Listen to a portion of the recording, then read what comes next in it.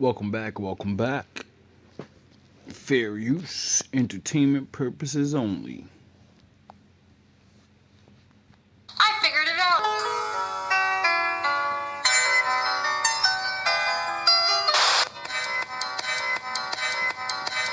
Many men wish death upon me. Blood in my ear, red like my rallies. The president is what I'm destined to be, but Democrats trying to take my life away. Put a hole in my ear, now you gon' see. Put a call into all my security. Better watch where you shoot if you're shooting at me, cause they'll come and take your life away. Many men, that's a lot of men. Many men wish death on me. Lord, I don't cry no more. Don't look to the sky no more. Have mercy on me. These wishy Democrats putting money on my head. Better go get your refund, cause I ain't dead. I'm the origin of fruit bowl that ain't been found. I'm the Republican king, and I ain't been crowned. When I rally, something special happens every time. I'm the greatest, something like America in its pride. I rip the concrete jungle, I ain't never been humble. This race hot, cause I stay ready to rumble. Got a temper, Joe, go ahead, lose your head. I'm crazy, I'll grab Camel up between her legs. I'll walk around, cap on my head, chip on my shoulder, till I've won this presidential race, this beef ain't over. Many men, that's a lot of men. Many men, all the men wish death on me, Lord. I don't cry no more, don't look to the sky no more. Have mercy on me, have mercy on my soul. So when my heart turned cold, have mercy on many men, the most men ever. Many men, all the men, all wish death. When I talk to Melania, she don't say nothing back. If enemies on the block, I just ask where they at in the nightmares. I be leaving Democrats scared. And pushing to a point where eventually a man will break. Actually, we the people will break. How many journalists, how many people within cities have to be tortured, pummeled, beaten, broken, until it's just too much? Well, it appears now we've hit that point.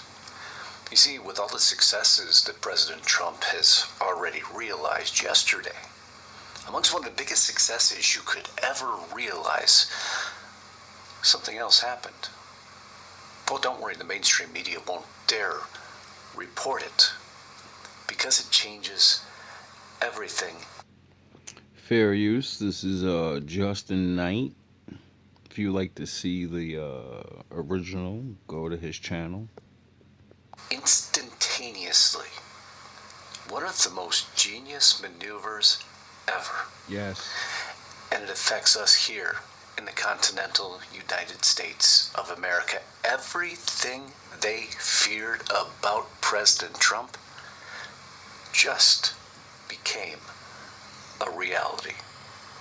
And that's the story I'll bring you in just a few seconds. What are you doing up there? Many men, all the men, all wish death. When I talk to Melania, she don't say nothing back. If enemies on the block, I just ask where they at in the nightmares. I be leaving Democrats scared. If Don Teflon about beware. Where they at? We got the feds coming at me with everything that they got. But it's funny how they went quiet when it was Biden's laptop. Do I have to spell it out? The news be always lying. You can't be illiterate, you gotta read between the lines. In the Bible, it says what goes around comes around. They shot me, I stepped up. Joe had to step down. Now it's clear that I'm here for a real reason. 'Cause if he got hit like I got hit, you wouldn't still be breathing.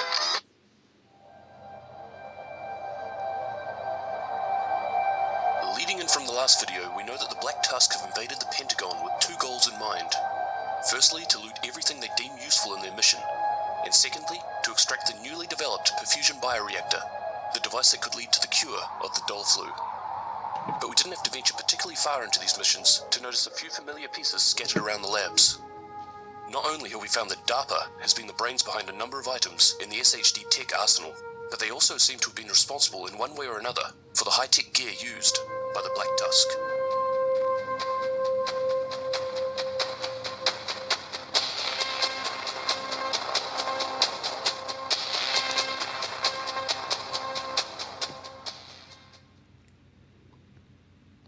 Fair use. This is NGN the Defense Advanced Research Projects Agency, otherwise known as DARPA, has held one mission: to make pivotal investments in breakthrough technologies This is a video game, Division 2. for national security. DARPA dates back to 1957, the time when the Soviet Union launched the Sputnik 1 satellite into an elliptical low-Earth orbit. As a side note for those interested, the satellite and its unanticipated success triggered the beginning of the space race and a new era of political, military, technological, and scientific developments. It was at this time that a commitment by the United States was made, so that from this time forward, they were to become the initiator and not the victim of strategic technological surprises. The results over the years have included game-changing military capabilities in precision weapons and stealth technology, but also icons of modern society such as the internet, automated voice recognition, and language translation. In the lore of the division, it's stated that there is a research and development department of the Strategic Homeland Division. This R&D department is responsible for all of the high-level development of proprietary SHD technology, or Shade Tech as it's more commonly known by. This is the SHD group that maintains the agency's arsenal of weapons, field equipment, and custom TACOps gear. I quote, "To retain its covert status and avoid intrusive political oversight, Division R&D operates out of a consortium of dummy companies." The law goes on to tell us of how the status of a Division agent is considered a state secret, classified at the very highest level. The identity of the agents are only available to the most senior members of the executive branch and the Pentagon. In fact, all Division personnel specifications and operational matters are classified as top secret to all outsiders, including high-ranking government officials. At no time does it discuss the possibility of the SHD R&D team working alongside DARPA in order to produce their state-of-the-art weapons and technology. But in saying that, it wouldn't be hard to imagine how this could have happened. DARPA is the national agency with a mission to create the latest and greatest in advanced technology, with a particular focus on military. The SHD is a highly classified last line of defense that requires agents to be able to work autonomously without the support of an upper leadership structure. Agents are required to have the best in training and equipment, as their activation is likely to be at a time where the odds are stacked heavily against them. This is only... Skip. Okay, so we've established that DARPA is somewhere involved with the development of SHD tech, including the prototyping of technology that the SHD didn't end up using, like the war dogs, etc. But how has this ended up in the Black Tusk hands? Holy shit, I can't believe they left all these behind. Are these our drones? The military's. Though that's a bit reductionist.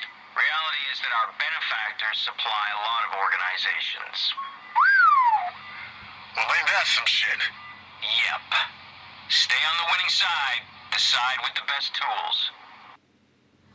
When we were first introduced to the Black Tusk, they were described as a large private military contractor with ties to the US government. Shortly after the outbreak hit New York, the Black Tusk were hired by an unknown organization to pave the way for a new dynasty. This included orders to dismantle and eliminate any functioning order of the US government, including the Strategic Homeland Division. By now, I feel it's pretty safe to say that this unknown benefactor or organization has close ties to the government. And this isn't really a huge surprise, as the government has been using PMCs for many years. The more interesting part is how they've been given the state-of-the-art technology developed by DARPA long before the US military were able to get their hands on it. So these ties in the government must be from the very highest level.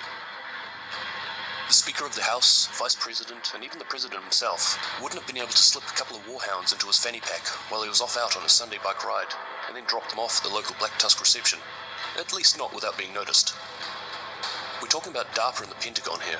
I like to imagine these would probably be among the most secure buildings on the planet. But this isn't the case anyway. We know for a fact that the Black Tusk were responsible for at least one of the 2 deaths of the 3 top people in the government at that time, with the other deaths seeming just a little bit too suspicious.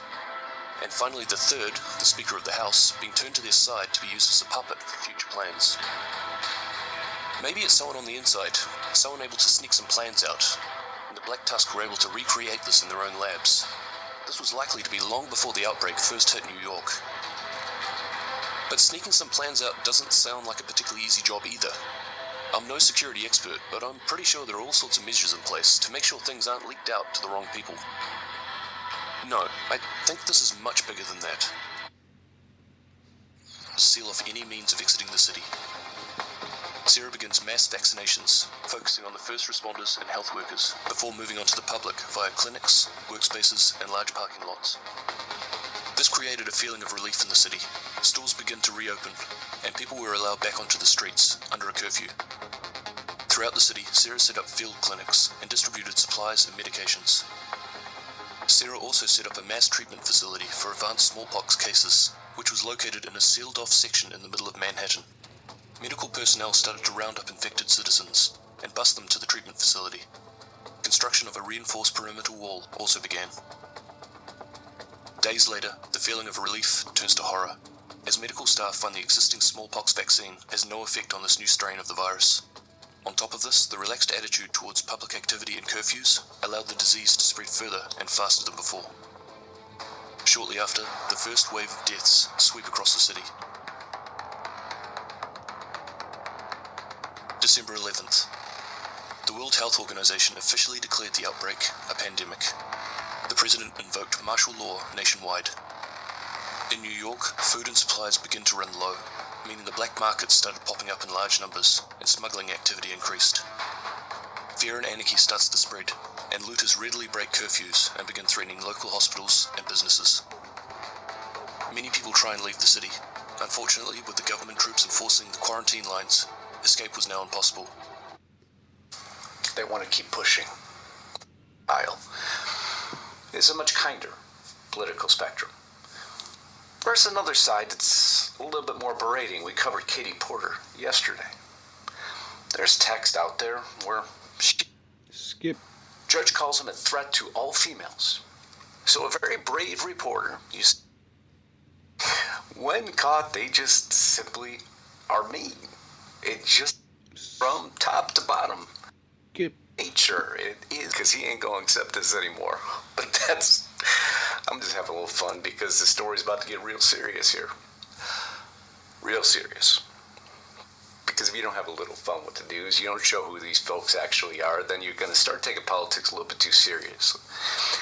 And you're also not gonna put it into proper perspective to realize exactly how dangerous it is.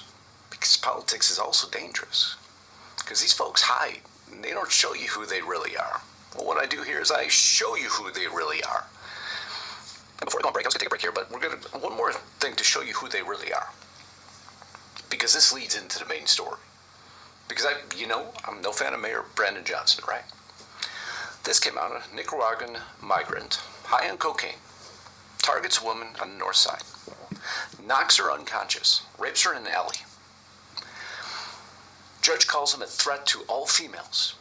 So a very brave reporter, you see the brave reporter there on the right side of your screen, he is there with Mayor Brandon Johnson. He asks him a question. If you asked me this question about my wife, my reaction would be much different. A, you and I are going to have a lot more than words. B, I would have answered your question, and then we would have had a lot more than words for disrespecting me and my wife. But nonetheless, a real man would have given an answer and a reaction. But watch what Mayor Brandon Johnson does. An illegal alien from Nicaragua grabbed a woman on the north side last week, bashed her head into the sidewalk, knocked her unconscious, and raped her. If that had been your wife, Stacy,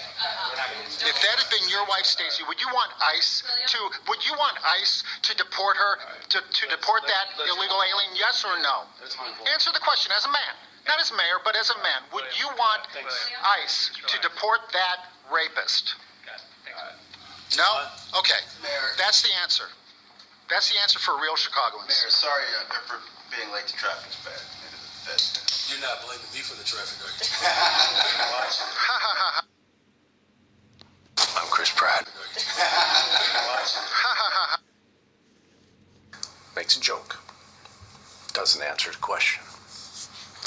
Just so everybody in Chicago who didn't see that clip realizes exactly who your mayor is. Now, I'm not going to let Mayor Brandon Johnson off the hook ever. But he's about to find out what Trump's proposing now. It's going to change the face of everything, from Boston to Chicago to LA to Portland, instantaneously. And these mayors and governors will be able to do nothing about it. Nothing. Well, if you didn't catch it yesterday, I've discussed it before. Because they're about to take, and Trump is about to take, the legal table and turn it upside down. And any authority that they believe they have is gone instantaneously. Oh, I can't wait to tell you about it. I'm so excited about this. But before I do, I want to thank all of you again for helping me make this channel such a success by mayors around the country. Like Mayor Wu in Boston, right? She's going to attend the No Kings rally on October 18th. She was proud to announce that. Oh, that's current. Don't worry, that's a current article. Just written yesterday. While her city, overnight, is an absolute protest. Because people were celebrating the attacks that happened in Israel. Seriously. And officers ended up, well, in hospital. Broken bones. All over the streets. Another night of violence against police in Boston. Our officers were attacked, assaulted, and sent to hospital with injuries. They're putting that mildly. How many arrests? Oh, there's a litany of people arrested overnight. Streets blocked, fireworks fired at police vehicles. You see, when you attend rallies and you support these protests, this is what you get. You get actions against police. You get cars burning. You see, this isn't stopping. Now unto him that is able to do exceedingly abundantly above all that we ask or think, according to the power that worketh in us. Unto him be glory in the church by Christ Jesus, through all ages, world without end. Amen. It's stopping. And it's not acceptable. But now, of course, the mayor, well, she condemns attacks on police. It's not only there. It's not only Boston. We've talked about Chicago. We've talked about Portland. We're going to come back to Portland because this is all about, well, what was a domestic terrorist organization. That Trump deemed it to be Antifa, right? They're one of the primary drivers of so much of this. But you see, well, the Democrats are out there being angry, malicious. Their cities are literally, as I showed you, burning. President Trump negotiated one of the biggest peace deals in history. Right before the Nobel Peace Prize is to be announced, mind you. Credit? Oh, he deserves every inch of credit that is deserved. But in the middle of announcing something so monumental, and that's not even why he was there. You see, at this round table, he was with journalists that were attacked in Portland.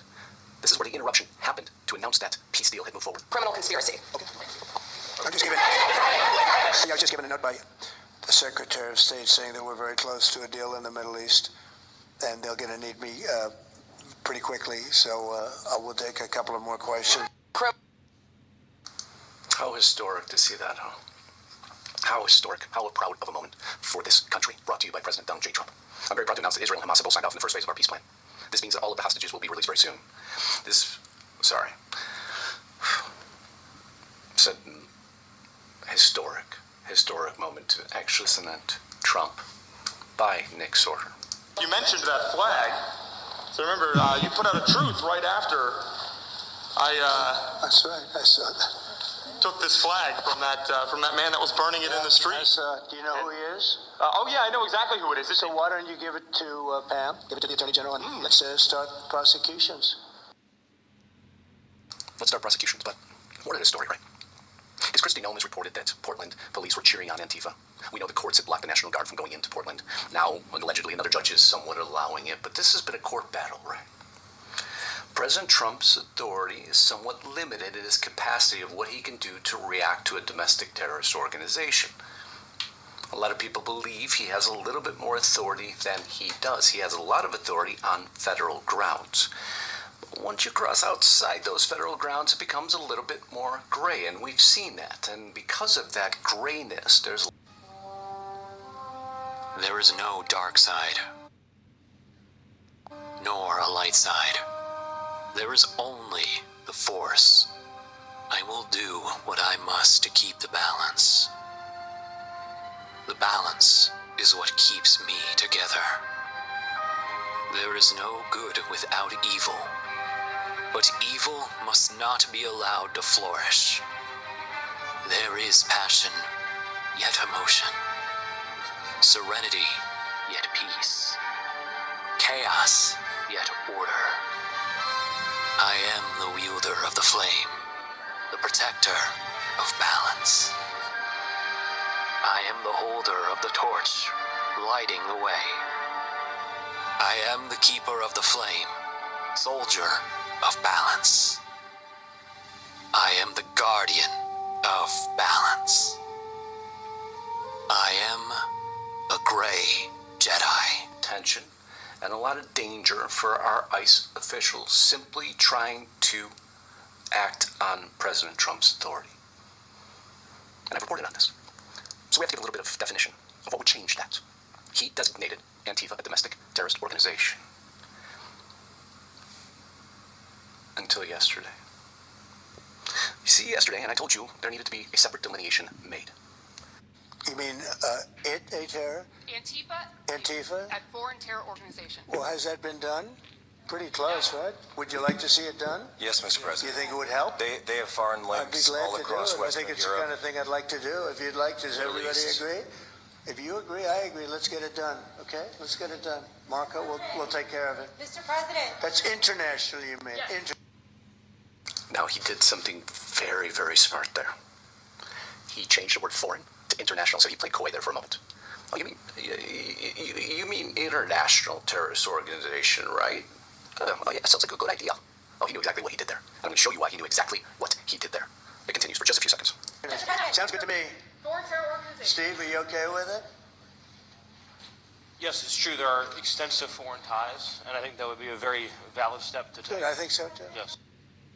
Stephen Miller, there are extensive foreign ties that would be valid. Because they... Wow. Skip. President Trump pretty much will have all the authority he needs to do whatever he needs to do. So international terrorist organization, as Commander-in-Chief, the President can use military force abroad to protect U.S. citizens. Abroad. Don't worry, we'll bring it back home.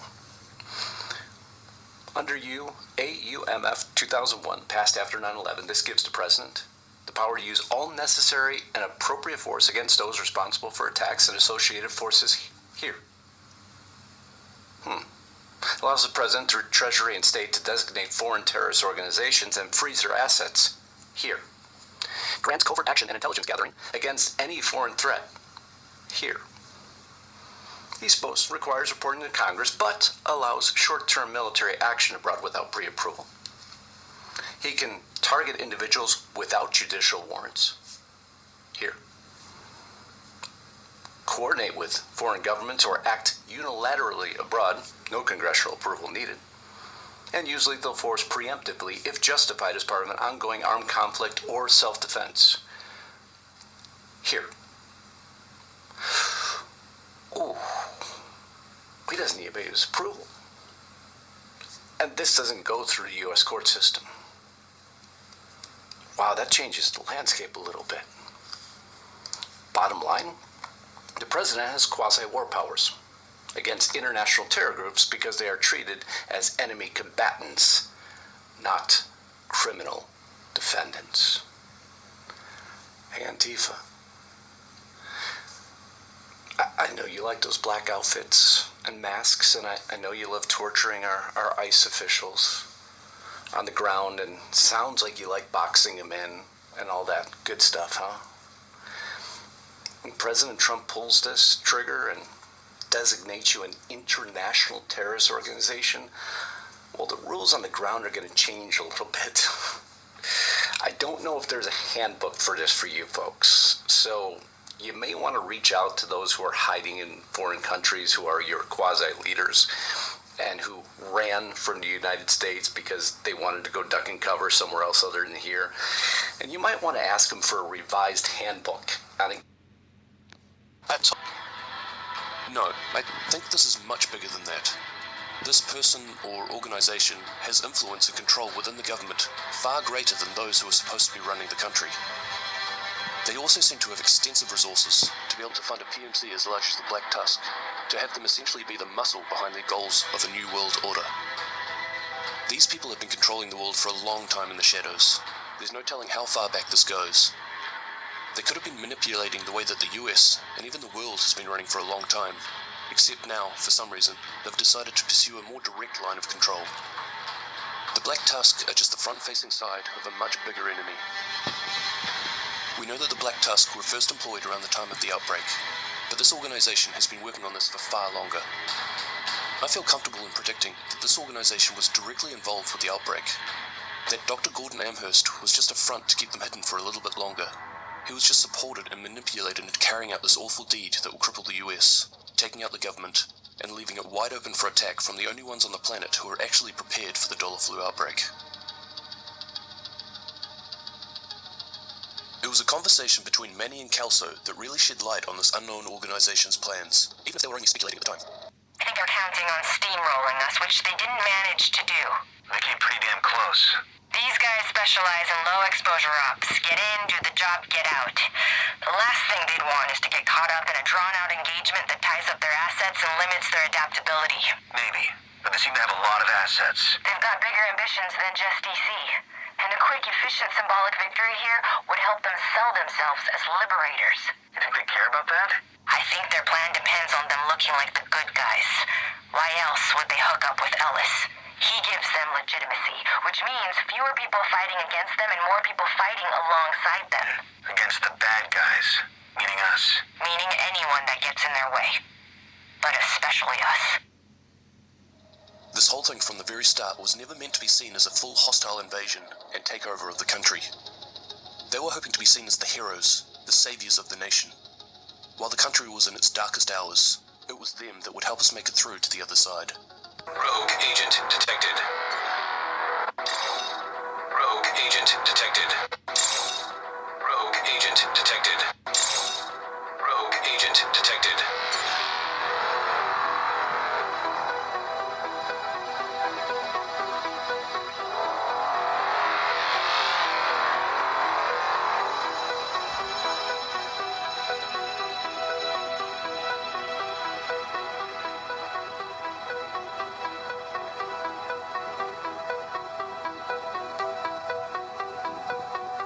All love and all praise the Most High. Good luck. We're all gonna need, well, I got the Most High.